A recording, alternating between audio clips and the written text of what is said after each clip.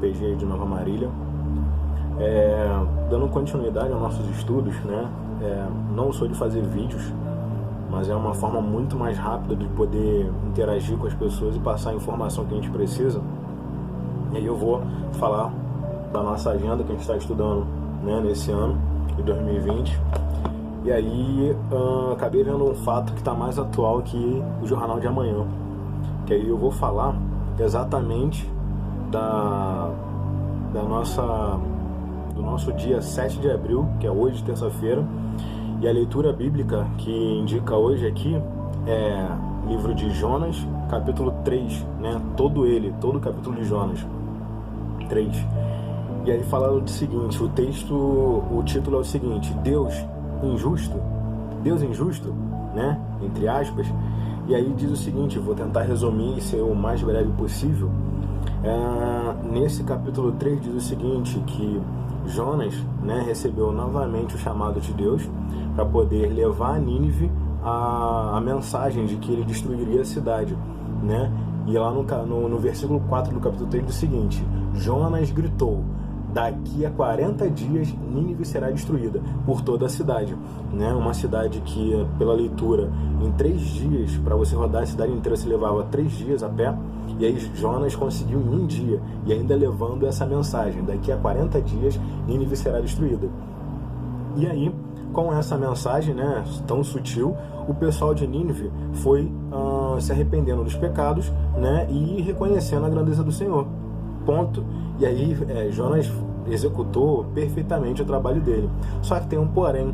No final do capítulo você vai vendo que Jonas ficou um pouco aborrecido, porque ele fala até assim: Senhor, tudo que eu falei que ia acontecer não vai acontecer, né? Ele fica aborrecido porque ele queria que Nínive pagasse o preço, né? Eles viveram uma vida pecaminosa, fizeram tantas coisas erradas, então justiça em cima deles. Só que ele ficou indignado. Só que não funciona assim, né? Na nossa realidade cristã não funciona assim. E depois lá no final Deus vai conversando com ele, vai explicando por que esse sentimento, qual é dessa raiva, né? Você sente pena de uma planta que foi, né, o pé de abóbora que nasceu, no caso na minha versão a aboboreira, né? Mas você sente pena de uma planta que você nem cuidou, não podou, nem viu crescer, né?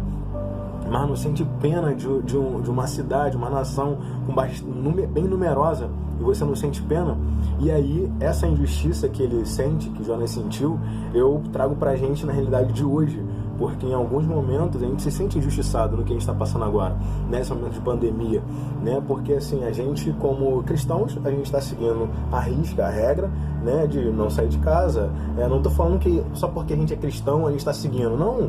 A gente tem amor pelo próximo, literalmente tem amor pelo próximo. A gente não quer ser infectado e infectar outras pessoas. E sendo que em algumas casas tem um grupo grande do pessoal que está enquadrado no grupo de risco. Um exemplo, eu e meu filho, né? E na casa da avó da minha esposa tem a avó e tem uma tia. Então assim, a gente tenta evitar, né, que a gente seja infectado, tenta evitar de ter contato com as pessoas para poder passar esse vírus adiante e as pessoas não conseguirem ter tempo de se curarem e acabarem falecendo, igual algumas pessoas está acontecendo com algumas pessoas, né? Então assim, em algum momento eu me senti injustiçado, porque a gente foi fazer compra, não tem como, mesmo com todos esses deliveries, né, das igrejas, tem o pastor Maciel, que é meu vizinho, já se ofereceu, só que eu não tenho como deixar essa responsabilidade na mão de uma pessoa, né, porque assim, a gente, os alimentos, nossos alimentos dos meus filhos, a gente pesquisa preço, a gente pesquisa marca, etc. Tu acha mesmo que eu vou dar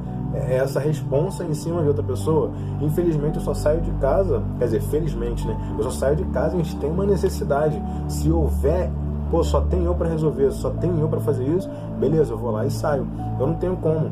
E nesses momentos que a gente sai, eu vejo, a gente se trata, leva álcool gel no carro, limpa as mãos, lava as mãos, tenta adquirir máscara, etc, para que tenta usar luva, não encostar em nada, não coçar o olho, não tenta minimizar ao máximo essa proliferação do vírus, né? A gente se cuida porque a gente se preocupa, a gente tem amor pelo próximo, e a gente acaba andando na rua e vendo que pessoas ainda estão nos bares, pessoas estão sei lá, jogando futebol, estão no seu ciclo de amizade normal, estão batendo perna na rua, né? Estão aproveitando esse momento para bater perna, para fazer as coisas que é o que a lei, a justiça, né? No caso, a medicina, né?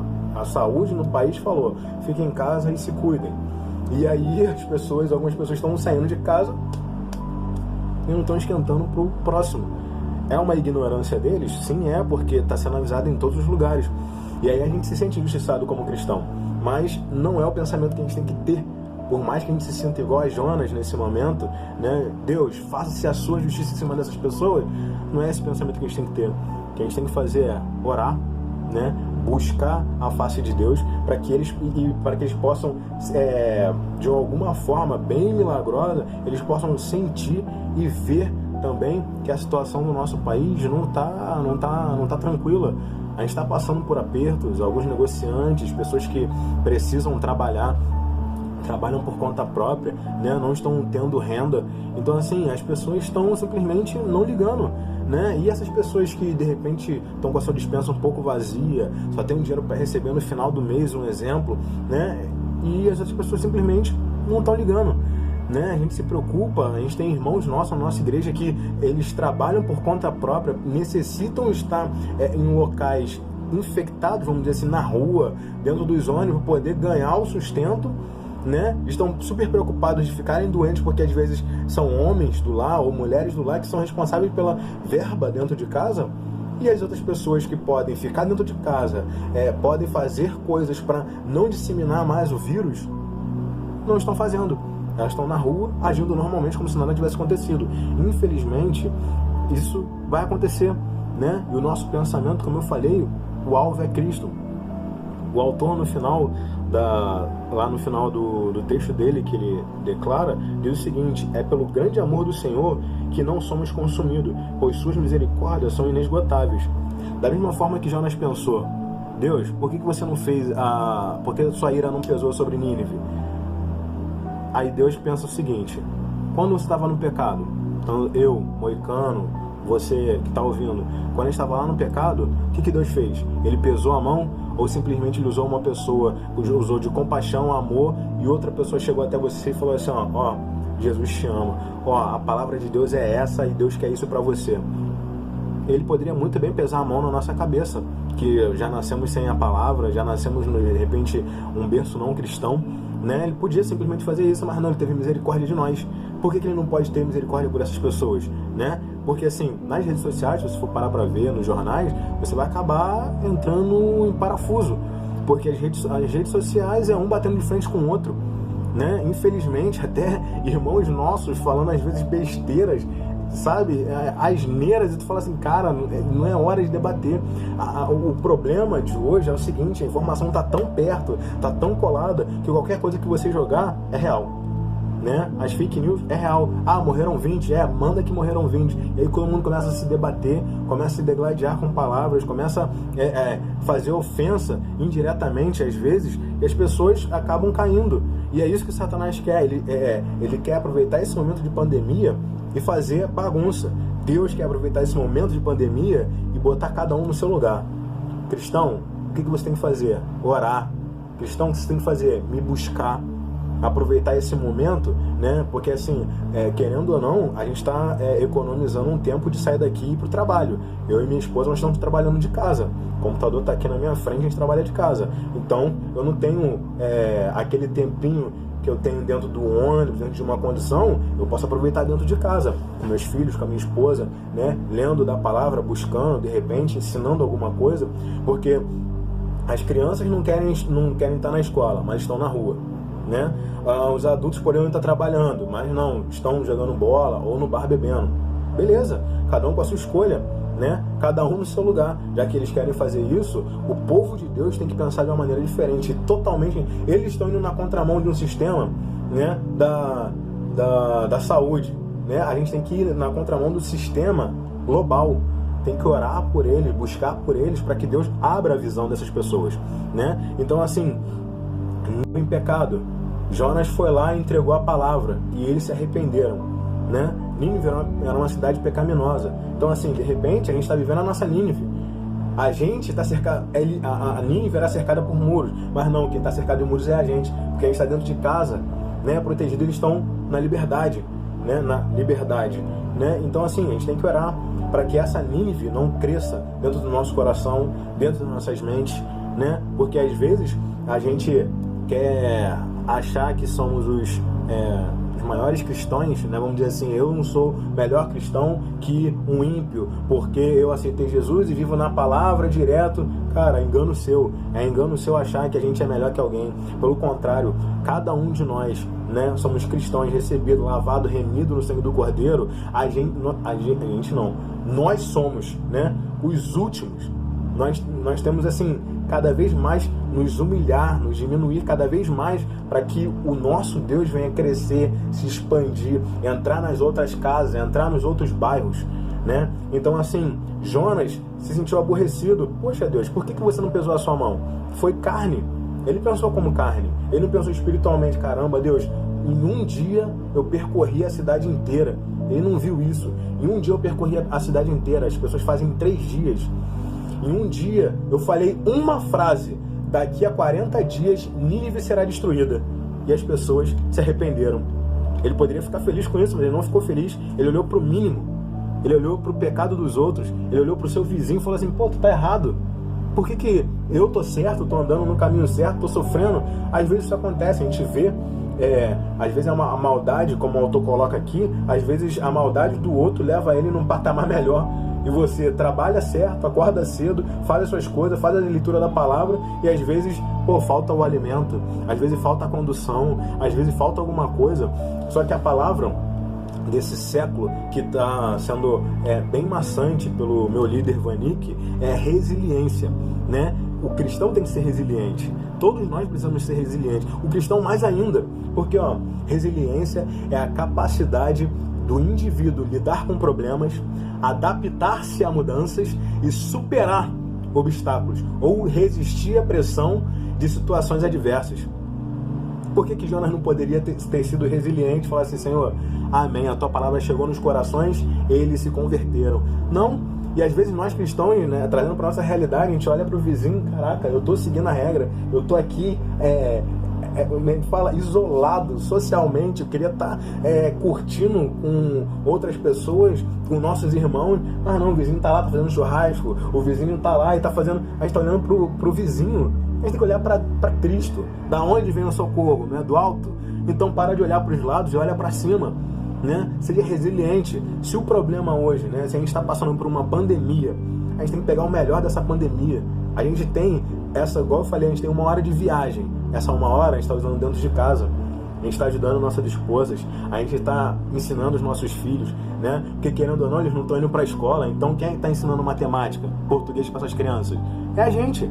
Tudo que a gente sabe, ou pouco que a gente sabe, a gente está tentando passar, disseminar o bem, né? E mostrar para eles que em meio à dificuldade, em meio a toda essa tempestade, Deus ainda é Deus, né? Então assim, que a gente possa pegar essa palavra e tentar mostrar para essa Nínive, né, a quem a gente serve.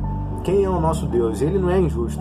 Por mais que a gente pare e pense na fila do banco, pare e pense no supermercado, por que essas pessoas estão andando na rua e eu me protegendo dentro de casa? O que elas têm na cabeça? Às vezes é ignorância. Cresceram assim, acham que essa é a verdadeira liberdade, sendo que a verdadeira liberdade está em Cristo Jesus. Por mais que a gente esteja vivendo por momentos ruins, ou até mesmo algumas famílias momentos muito piores, né? Ainda assim o Senhor está conosco, porque de repente você talvez possa estar faltando alguma coisa na sua despensa, mas você ainda tem a sua família, tem o teto sobre a sua cabeça, você tem que agradecer, né? Onde muitas pessoas, de repente, a palavra que o nosso pastor sempre usa, Deus está chacoalhando esse planeta para que as pessoas venham reconhecer, sair da mesmice e reconhecer, de repente reconhecer, né, que deixaram de reconhecer que Deus deu o sopro de vida, que Deus libertou ela do pecado, que Deus, Ele é o dono das nossas vidas. Às vezes as pessoas esquecem. A gente anda todo dia, segunda, terça, quarta, quinta, sexta, sábado, aí quarta-feira tem o culto, aí nós vamos pro culto, sai do trabalho, eu tô indo pro culto, beleza, chegou no domingo, meu Deus, vou lá novamente, vou pra RBD de manhã, culto matinal de oração, tem reunião de radical, tem o culto noturno, beleza, vamos todo mundo, de repente estava todo mundo trabalhando automático, automático. E agora Deus veio, deu esse choque de realidade na gente, e aí alguns estão acordando.